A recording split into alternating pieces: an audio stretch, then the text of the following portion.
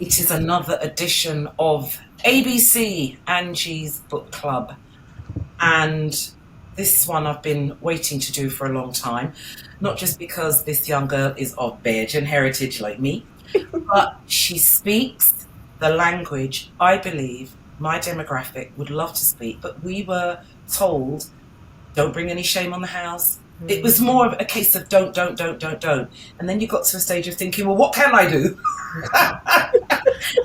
So Candice Brathwaite, first of all, thanks for taking the time to join me, because I do love your work online.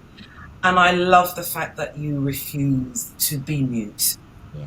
I love that. So let's first of all talk about where this energy came from in terms of this online profile. Because, let's not beat around the bush. The internet is a good thing. It can also be a negative thing. But here you are with a lifestyle channel that speaks to so many people. Where did that come from? Where did that dream come from? So, I was working in publishing actually as a marketing assistant back in 2013. And I noticed all our ad spend was being pulled away from buses and tubes and given to Facebook and Google. I said, what's going on here? And then I was told, spend your whole day calling these people called bloggers, because what we want these bloggers to do is to promote the book. Now, Auntie Angie, when they told me the price, Auntie Angie, I love it. When I was ringing up these people and they were like, oh, to discuss the book will be £1,000, £1,500. I sat back in my chair. I said, girl, you're in the wrong job. And how do we make that our job? Yes. Because this blog post is going to take this person 20 minutes to create, and they're making what you make in the entire month. So I don't cover my mouth and lie. I essentially built an online platform because I could see that's where advertising was about to put their money. And I said, I don't want to be left behind. But I also can't lie and say I could never have conceived that it would become what it has. And when I think about the way I use my platforms, there are two men that come to mind. My Bajan grandfather on my mother's side, because he raised me, and my Jamaican paternal father. Both of them, since I was a very young girl, were always concerned with my opinion and what I thought and what I had to say. Okay.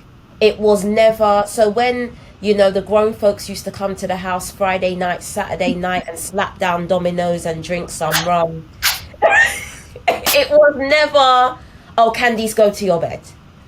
The elders would come in and they'd look at me as if to say, what is she doing here? Because children are to be seen and not heard. And not heard.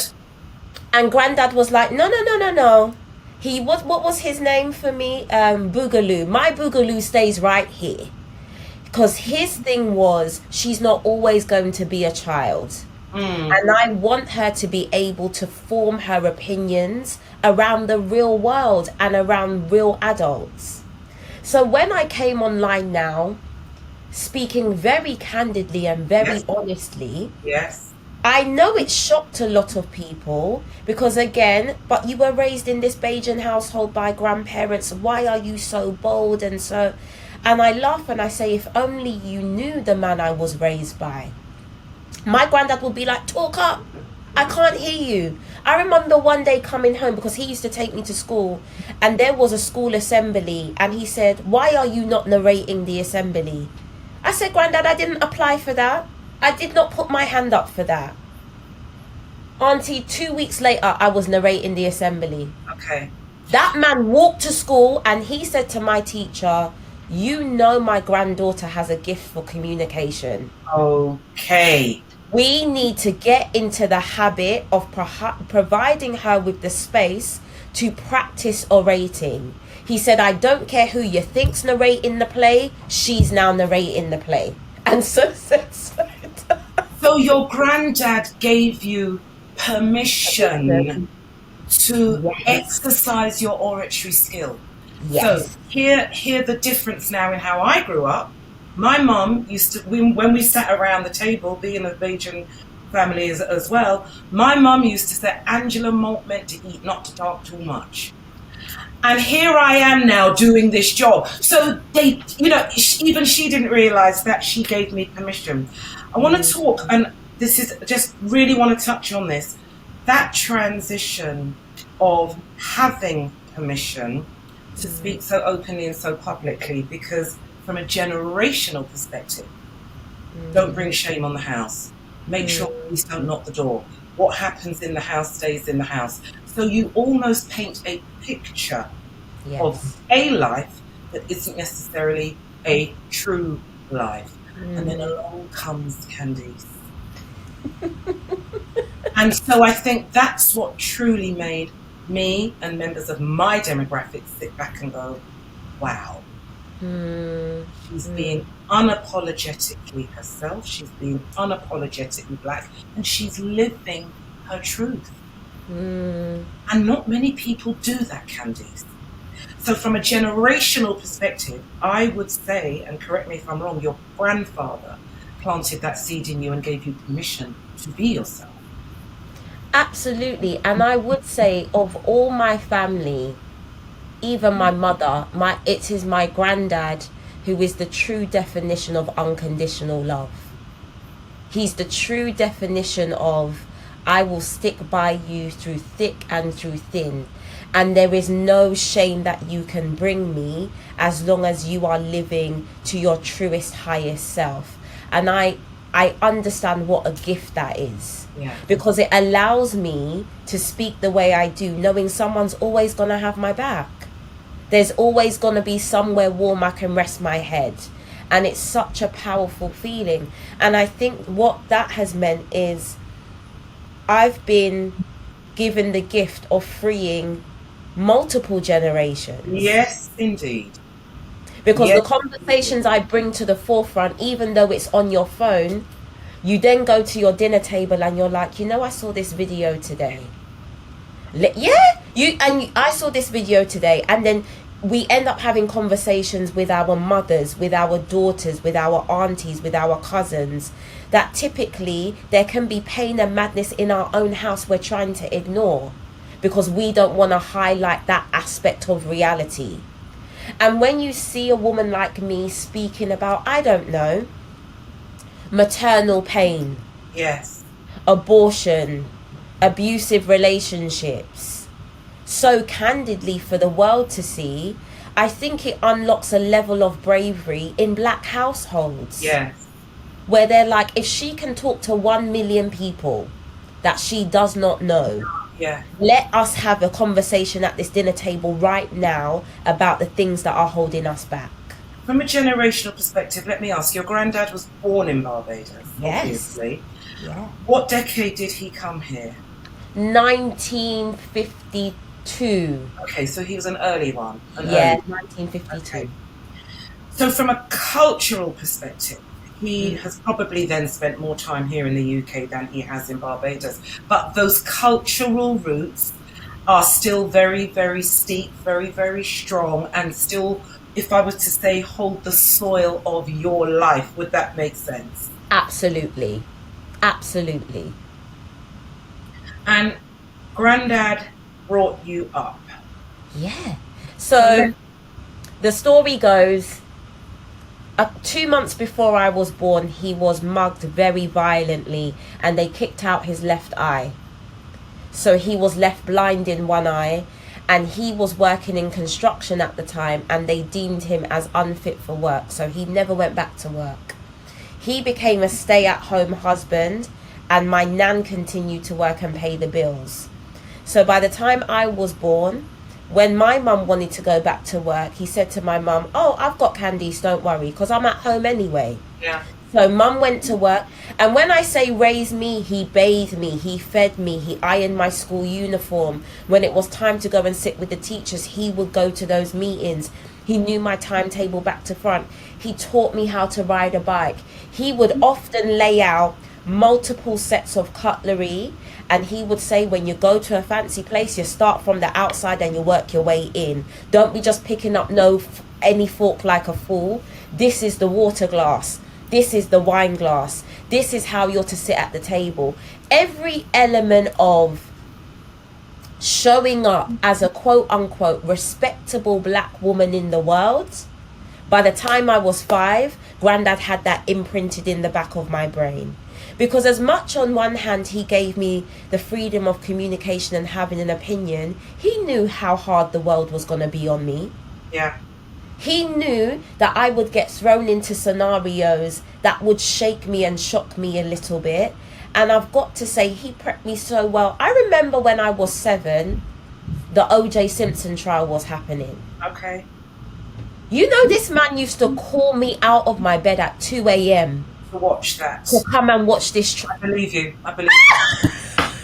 Because when I talk to my daughters about OJ, they don't get it. They don't get what a historical, pivotal moment that was in the history of black people worldwide. So do you remember when the live verdict was on Oprah Winfrey? I remember everything. I remember, if the glove don't fit, you must acquit. And more to the point, I remember my granddad being so passionate about me learning to form my own opinion. He was like, you're going to hear 2 sides of an argument, and I want you to be able to come to some kind of logical agreement in your head about whether you think this man did or didn't do a thing.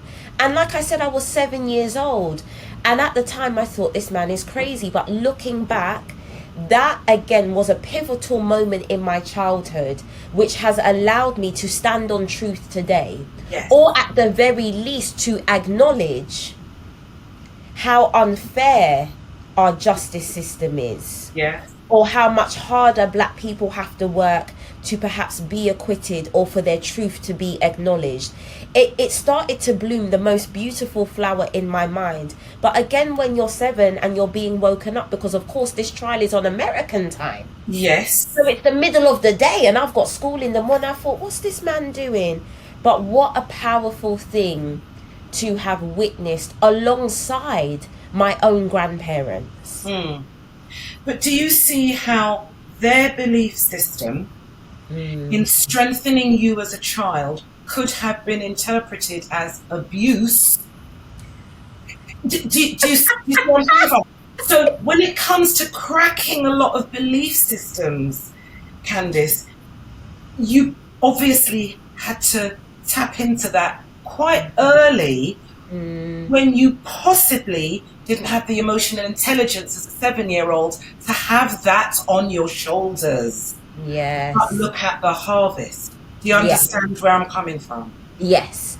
And my granddad is very much a believer of, it will make sense in due course. Yes. You know, there's no need to really worry your head about a certain thing now. Follow your intuition and it will all make sense in due course. And I truly believe in my heart of hearts, whilst he wouldn't be able to describe it as such as it is today, my granddad knew exactly who God sent me to be. And he has been the #1 governor in charge of my protection, of my voice, and of this new belief system. Okay. Anytime I do any small thing on the TV, that man is up at 6 a.m. in a suit just to watch me on the TV, you know, just to watch me on the TV.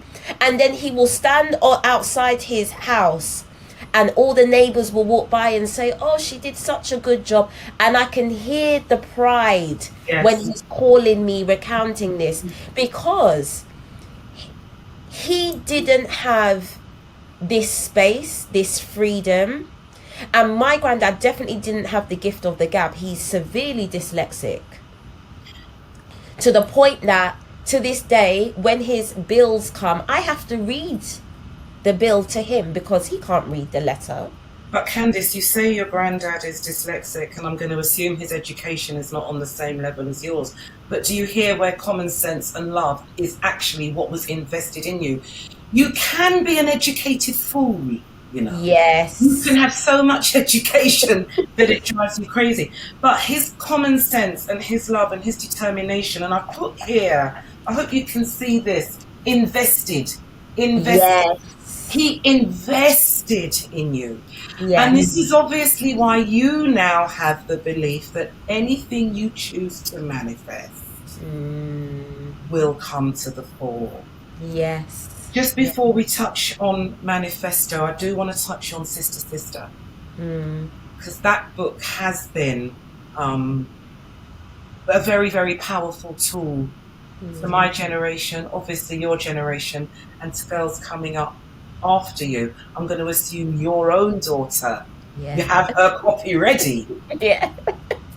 In terms of creating the ethos and the platform for Sister Sister, bearing in mind you did not have the maternal love that you desired and deserved, where did the fruit for that book come from? And obviously your granddad, but as a man, where did the language come from? I suppose that's the question. Where did the language come from? You know, and I've not worn makeup today because I knew I was going to cry. So last night I did my first ever in conversation with Sold Out the Hackney Empire. Fantastic. And I remember telling, and this is the first time I've been public about this, I remember sharing with the crowd last night that I've not spoken to my mother in 5 years. Okay. And you can put a 0 on that 5 and it won't make a difference. Sometimes you do have to draw a line in the sand and say, the way I deserve to be loved is not what I'm being met with. I'm sorry, I have to interrupt there. There is a meme, and I wished I screen grabbed it now. It's a speaker who says words along the lines of, it is okay to cut off toxic family members from your life because your mental health is thicker than blood. You have to guard your mental health. And it goes on to say something along the lines of, many of us put up with toxic behavior because it's family. Yeah. And that can disrupt your mental health.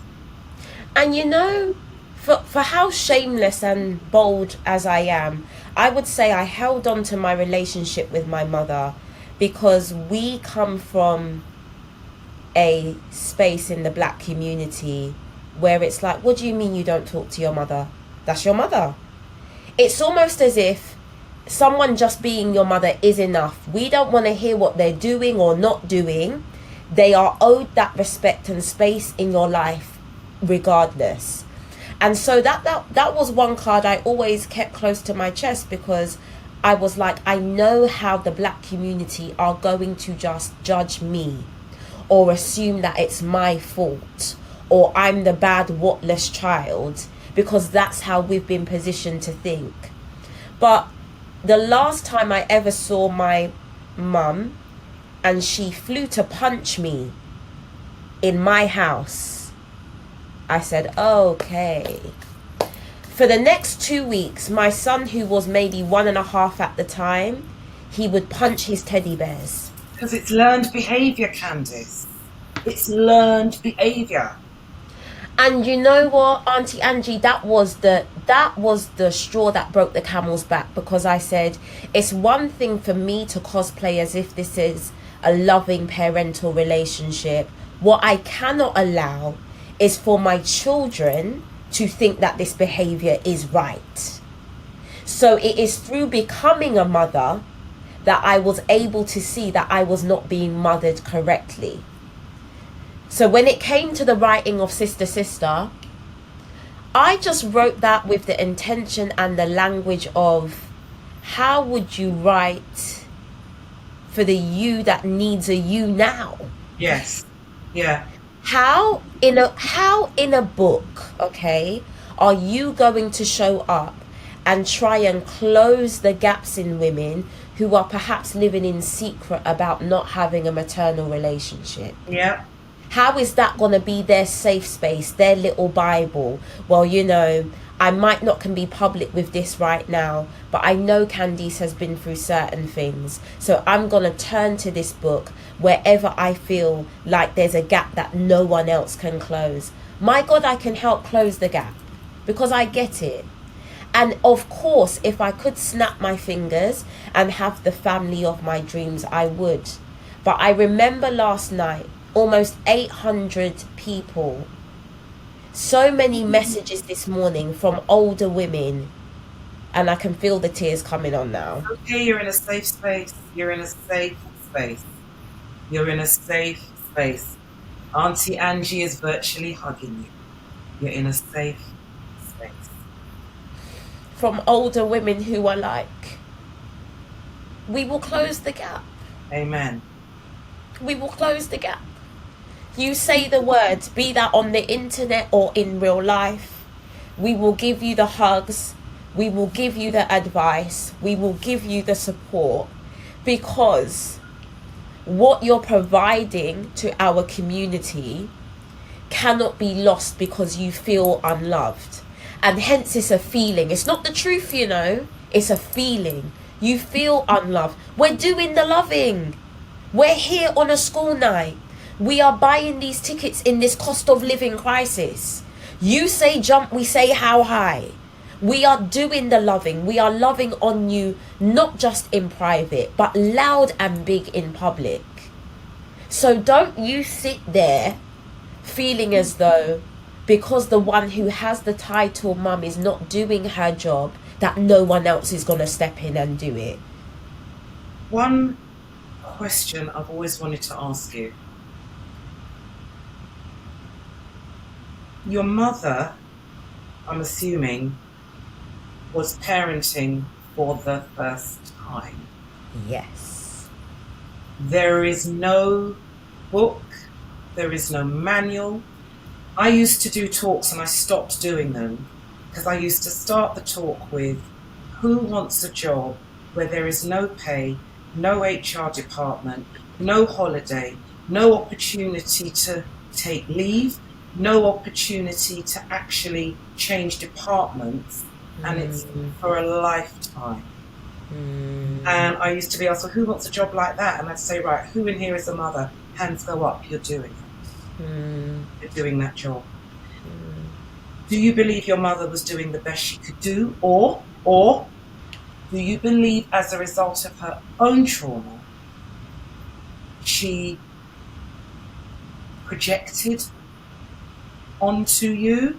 Because I do believe, and there are times me and my daughters talk, and I have to say, Angela, think about when you were her age. And I choose choice. But I'm asking you, do you believe your mother did the best she could do, or do you believe that through maybe too much trauma for her own shoulders, she was projecting? Definitely too much trauma. And a trauma that was never recognized, that was never acknowledged, that was never believed. Yeah. And I can completely see, and I mean this from the pit of my stomach, I can completely see how there is perhaps jealousy there. There is jealousy there. This is the girl that I've given birth to, who can live so boldly and so freely. I'm going to go back. I'm so sorry. I'm going to go back to when we first started talking. Do not bring shame on my house. There's Candice in her bra and pants on Instagram. And I'm getting ready with Candice. And I'm saying, right, what colour is she wearing today? I go to my drawer and I get red panties because Candice is wearing red panties. Candice is young enough to be my daughter. And I wish I could go on Instagram and do what she's doing. But I'm telling you this because I say to my daughters, listen, this was my generation. Look at this girl. So whilst I don't like the word jealousy, and we must accept and acknowledge jealousy is an emotion. Yeah. but can sometimes be a choice. Sometimes. And you know what? You know what, Auntie Angie? I found myself doing it last night. Even though I shared with the crowd the disconnect and the discourse, I said, and I still sit here and I choose to never tell you what my mother has done to me, because there's still a part of me that wants to protect her. Of course. Of course. There's still a part of me that's like, that's still my mum, you know? Hmm. And I don't want people to go on road and think they can take liberties with a preconceived notion. And to think that somewhere in my heart space is still that sensitivity. Yeah. There's still respect there. Of course. There's still love there. But also, Candice, if you were to, in one evening, whether it's in one sentence or a number of sentences, go into an explanation as deep as you can about why you made the decision about your mum, that does not equate to the lifetime that you had that led to that decision. So I totally respect why you keep some of that back. Yeah. You know, she's still my mum. And yes, you know, okay, so I'm not old. I don't feel older, but my next milestone birthday is 40. Beautiful. So me and my friends, you know, we're really talking the things now, and we're assessing our relationships with our parents. And I say it all the time, especially my dad, you know, he's long gone, but I have issues with them both. But I sit here at almost 40 and I laugh now, because I think when I was viewing them approaching this age, I thought they knew it all. So that's why I say it was her first time being a mum. She was doing what she knew best. Yes. But obviously there were times decisions were made, and you came to a junction in your life and thought, right, I now have to make a decision. Yeah. And it's not for anybody to judge you and say whether it's right or wrong. You made that decision. And Candice, do you know, in my opinion, you're the perfect candidate to say, do you know what, sod it, I can't deal with this. But you've turned it around and you've written this book, Manifesto, and you've just said, so whatever you want. But you could have easily just said, life's been bad to me, I'm done. You know, going back to Grandad, I remember going to the park one day and seeing kids ride these bikes, these BMX bikes. I said, oh, I want a piece of that. So he spoke to my dad. Next weekend, Dad bought me a new BMX. I try and ride. I'm falling off. I'm getting frustrated. I said, Grandad, I'm going inside. He said, where do you think you're going? You know that man, there was a car park that backed onto our back garden. He put me in the car park, locked the back garden door, and he said, you are not coming back in this house until you ride that bike. Yeah. And I was about 5 years old. So that immediately sparked tenacity and this idea that if you want something bad enough, it is your sole duty to fall off, get back on. Fall off, get back on. Fall off. Now at almost 40, I will go for a 10-mile bike ride with my eyes closed. And it's the most beautiful feeling to know that I can independently move in that way. But imagine if I had someone in my life who was like, oh, you fell off? That's too bad. You don't have to try again. Come in, have some ice cream. I'm so sorry for your troubles. But that would have been the platform and the template of your life, wouldn't it? So having this man who taught me from an early age that with hard work, because let's be honest, we're black women in Britain. Oh. So my God, with hard work, a grazed knee, maybe even a missing tooth, you can have whatever you want. That's never left me. And I know some people watch me and they almost think I'm crazy. You have to be a bit crazy to continuously fight against forthcoming winds. You have to be a bit crazy. But there's nothing that I've ever sat here and my brain has conceived that I haven't gone, well, girl, it may take you 10 years and you know you're going to take a licking along the way, but you can have that, you know. You can really have that. How do you deal with the potholes, Candice? Because they're there. They come all the time. My ethos is, let me go in the pothole before you, fill it up a little bit so that when you come after me, you don't have to go so deep. How do you deal with the potholes? I'm not going to lie, not very well. You know, I've been journaling of late, and my journal was very angry for weeks, where I said to God, listen, and you know, I don't pray cute because he knows my heart. So it's not cute. I said, man, get your backside down here right now, because this is not what you promised. Oh, this is not what you promised. And I've been in conversation with God, and I've been like, for all the love and the light, why me? Why me? Because you know how dark this gets. Why me? And sometimes I try to go to take off the crown, forgetting that it's super glued on. Absolutely. It's super glued on. This is the life you're designed to live. And I say, why me? And the response is often, because you're strong enough for it, girl. You're strong enough for it. And even when you don't feel strong enough for it, I've provided angels in your life that clock when a wobble's come in. And their wings just hold you up. I remember seeing you at the Black Women Rising event. Yeah. And how full of love that room was. And you guys weren't to know that was a low week, man. I said, wow, I don't know how much more fight I've got in me.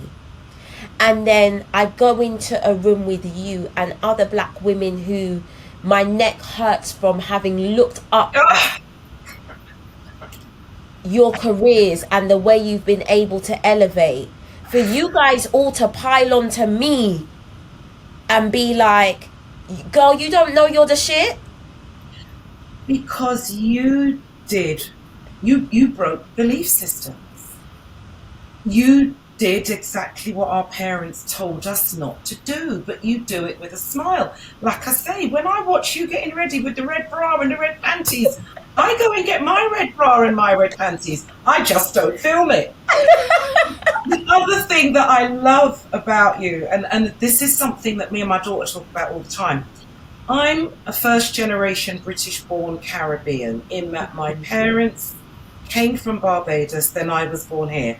So we took pride in saying, we're the last generation that can keep it real.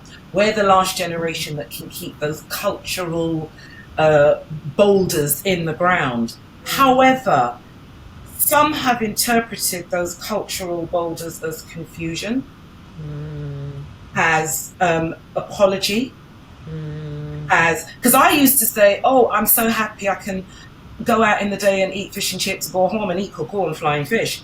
But some people, you know, say, well, look, that could be, if you don't handle it right, it could be interpreted as confusion. Some of our actions could be interpreted as being apologetic for being dynamic, for, you know, because we asked permission, whereas you now, I have to do this. But don't you see the ripple effect that it's having? Yeah. And not only do I see the ripple effect, nothing, don't get me wrong, I love every reader and all my audience members, but nothing brings me to tears like an older woman coming back to me and saying, you have freed me. You have freed me. That book freed me. Coming to see your talk has made me finally say, enough with this marriage. Enough with this shitty job. Enough, enough, enough. Sometimes I look at God and I say, who am I to be the change maker in my elders' lives? In my elders' lives, for them. And guess what? Because we also come from a space, and I come from a time where even if a younger inspired you, you would never say it. You would just, see it and do your little changes and move on. For these women in their 60s and 70s going out of their way to reach me and say, you could be my daughter, but the Yes. work you produced has mothered me Yes. and has made me check myself. I said to you Wow. at that dinner, you don't realize how much permission you've given women younger than you, your age, and women my age. Because, I look at her and I go, wow, she just gets dressed and she just, but like my daughter said, but Mum, that's who she is. She's not performing for the camera, she's sharing her life, break down barriers. And I believe that's what it is. So in writing Manifesto, in breaking belief systems, in breaking cultural traps and generational trauma, can manifest. Yes. And it's those belief systems, cultural trauma, and the generational traps that they actually create the blockages that stop the manifestation flowing. You could not have put it better. Thank And you. what I say to black women especially is, the caveat is, if you're really gonna go after the life of your dreams, you have to accept that the life you built on sand has to come crashing down. Yeah. The wise man built his house on the rock. It stood firm. You The can't be foolish in man two built his house. camps. You can't be in two camps. When you really sit down and you say, maybe I have been living for my mum and my dad because they came here and they worked hard, and so I've chosen this profession to keep the lights on and give out this idea of success, but inside I'm stressed and I can feel the disease literally clogging up my arteries because I feel like this career is going to crush me. It does mean that you're going to have to face that fear of quote unquote disappointment. Yeah. Being the black sheep, being the one they might talk about behind your back in the WhatsApp chat. Oh, she gone crazy. What's going on here? It seems like she's throwing her life away. No, you're changing your life to fit you, not to fit others. I love my children so much, I can but see that. But whoa, they stressed me this summer. This was my first summer of really understanding, no matter how well I raise them in the house, for good or for bad, they're still going to make their own decisions. This was my summer of fire in that regard. From the 16-year-old to the 6-year-old, I said, wow, you guys are trying to put me in a mental institution. Okay, I see the light. I said, but what you're not going to do, or what I'm not going to allow to happen, is for your choices to impact my self-confidence. Because there have been nights I've sat up and said, is it me? Am I the problem? No. But in the black community, we are taught that anything anyone does who is even halfway connected to us, that's a shame we should carry. Yeah. That's something we should, you're bringing shit, they're bringing, no, they are separate entities to me, and I'm doing the best that I can. And I want black women to sit down and understand you're doing the best that you can. But what I don't want for any of us is for that big judgment day to come and you gotta go and meet the Lord, and for him to pull out your life timeline and show you all the points in which you missed your exit. You see, you could have gone left here if you trusted yourself and you weren't too concerned with impressing others or carrying the burdens of others. Oh, you see here where you should have gone straight and you went right? That's because you were thinking more about your dad than yourself. And it's only the black women, the black men don't have it like that. You can see it in our family structures when we're so quick to not have a conversation about the missing black father figure. Okay. But should mummy not get everything right, it's all her problem. It's all her fault. Candice, do you realise how freeing your language is? All the things, the majority of the things you've spoken about, my generation were told to keep quiet about.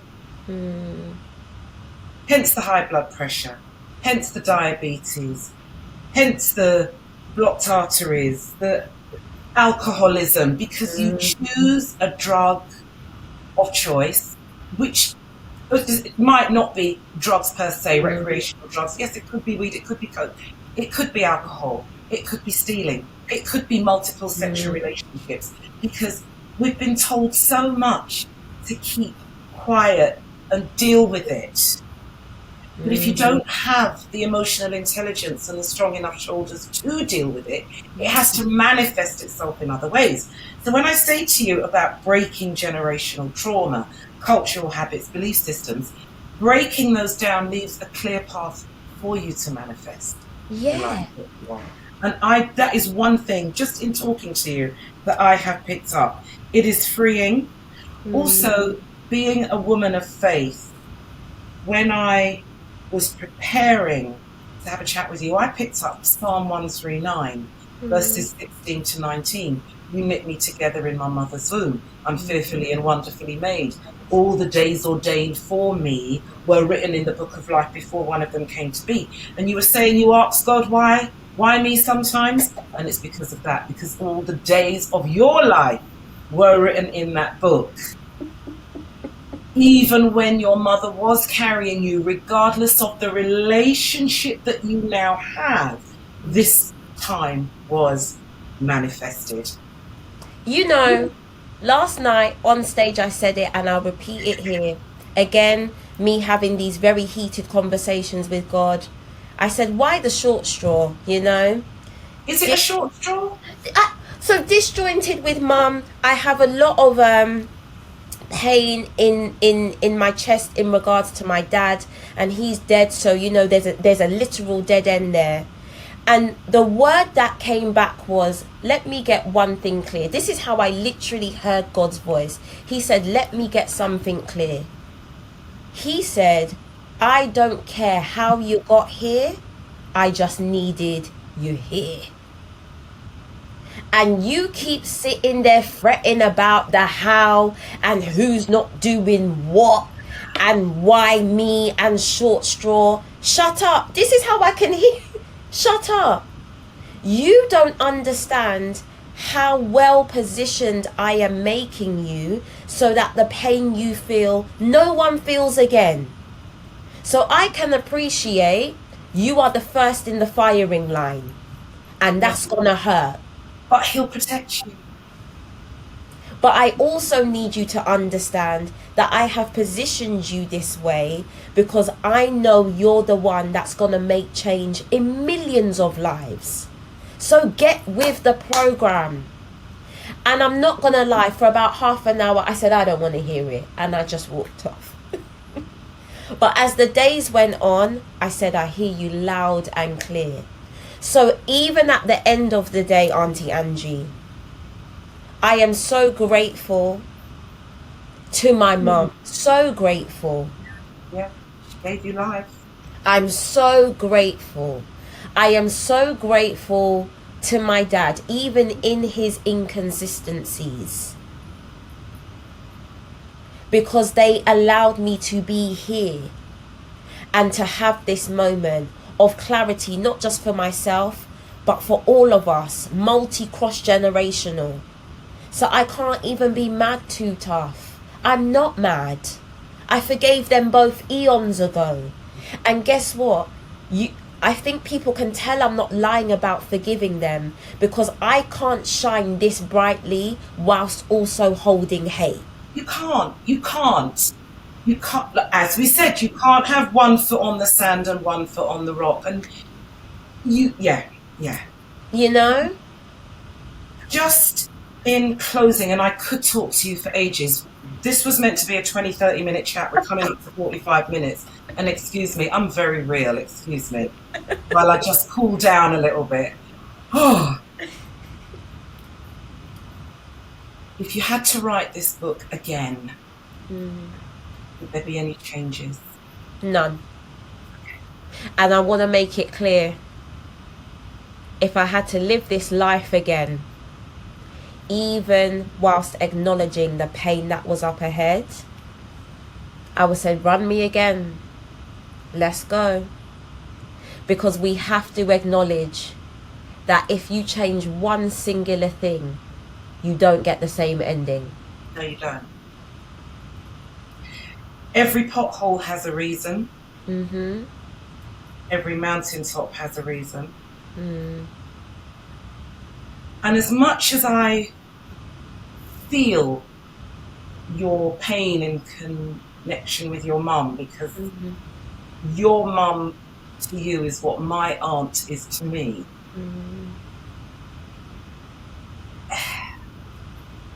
it makes you stronger. It sets you up for something. I never know what it is at the time. Yeah. But it sets you up for something. It sets you up for something. Yeah. You are touring this book. Yeah. And that in itself is a manifestation of the fact that people need to hear what you've got to say. Yeah. And I know you're touring the UK. Do you have plans to go into Europe and the US? Oh, definitely the US. If I get one more email from my New York cousins about, and not just New York, people in America have said, give us the date and we will fly in. They don't care about the state or the time. They're just like, and you know how I'm seeing this tour? I'm seeing this tour, and I'll cry again, but I'm seeing this tour as reciprocity. Okay. And people don't, and you know, unless you come to these tour nights, people don't necessarily know what I've been through, especially this year. And people have come to this tour with literal flowers, you know? So where I feel like sometimes I'm giving, and with the internet, you don't see who you're giving to. You don't get to have that connection of someone giving something back. Yes. To go on tour and get the flowers and the hugs and the incense and the candles and the one more, we've got you. Last night, I can only define it as almost being at a living funeral. At some point, it felt like I came up out of my body, and I looked down and I said, wow, if I were to die right now, look at this love. Look at this love. And look at what you've given. Look at what you've given. Yeah? Yeah. You gave me permission to say some words to somebody in a place of work that I would never have said years ago, because being the only black woman, I thought I had to behave myself. I almost apologized for having the highest audience figures. I almost apologized for doing the interviews, whether it was with a black person, a white person. I almost apologized for the gift of communication that I had been blessed with. And then along comes Candice Brathwaite, a virgin like me. I said, wait, but hold on a minute. Do you understand where I'm coming from? So you're freeing people. So yes, whilst you are getting, and whilst you do say, wow, look at all of this love, Candice, look at what you're giving. You're giving to people who you don't even know you're giving to. Yeah. So give yourself flowers and accept the flowers that you're being given. Yeah. I will. Even this interview, I'm just so emotional. Listen, well, I know you're one busy woman. I know you're very much sought after, and ABC is in its infancy, so I thank you. No. I thank you. ABC's been going a while, and it comes and it goes and it comes and it goes, but this was the year when I said, no, I'm going to do it. Hashtag ABC. So just in you talking, I've written notes down, and just my mind going, next year there is going to be hashtag ABC Live. Yes, I'm there. Okay. But just in talking to you now, do you see what I mean? The other thing that I want to say just before we close as well, the internet, or should I say the online influencer, was something that for some women of a certain age was quite threatening. And I say, no. Take your gift and fuse it with online. And that's something else that you've taught me, because I've got someone actually helping me out at the moment, and he said, something doesn't make sense. It's just one of your babies. Yeah. Richie, give me 5 minutes. Give me 5 minutes, okay? Close the door. I'll be out in 5 minutes. Love you. Someone said to me, Angie, something's not making sense. You've got 2.1 million listeners on drive time. You've got 1 million listeners on a Sunday, 3 million listeners, 13,000 followers. It's not the following, it's in the engagement. But he said, in the same way that you give on the radio, why can't you give online? And I then go, Candice, in her red bra, and her... Also, you got me back into eating healthy and working out. Yes. So what I'm saying is, I'm speaking now, and I'm opening to you now. You're freeing people. You're freeing people. You're freeing people younger than you, same age as you, and older than you. So don't say why me. Say thank you, Lord, and take the baton and run with it, because the next person you give that to, my goodness, they're going to free even more people. Yeah. Amazing. It's amazing. Manifesto. Candice Brathwaite, would you like to close this talk? Because I've run out of things to ask you, although I could talk to you for... tell us where you're touring, where we can get the book from, the ethos of it. Give us the nuts. So we've got Birmingham on September 9th, Bristol on September the 11th. Book is on Amazon in Waterstones, local bookshops. I will say this, and I know my publishers will be like, what? I don't care if no one buys the book. Just hear this. I want you to believe that you are worth rolling the dice on. You will roll the dice on a man, on a job, on your kids. You will show up for them time and time again. I want women to put themselves center stage. I want women to be okay with a spotlight being on them. I want you to feel brave enough to go to a doctor and say something don't feel right. I want you to say it's time for my promotion. I want you to say it's time for my divorce. I want you to say to the kids, you're grown enough, figure it out. But I don't want you to be thinking about these things on your deathbed in the last few days, hours and weeks.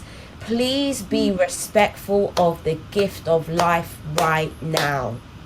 If nothing else, that's all I have to say. And that is a good place for me to say, Candice Brathwaite, thank you. Thank you. Thank you for your time. Thank you. Thank you. Bless you. Oh. Manifesto is out now in all good bookshops and online. Go and get it.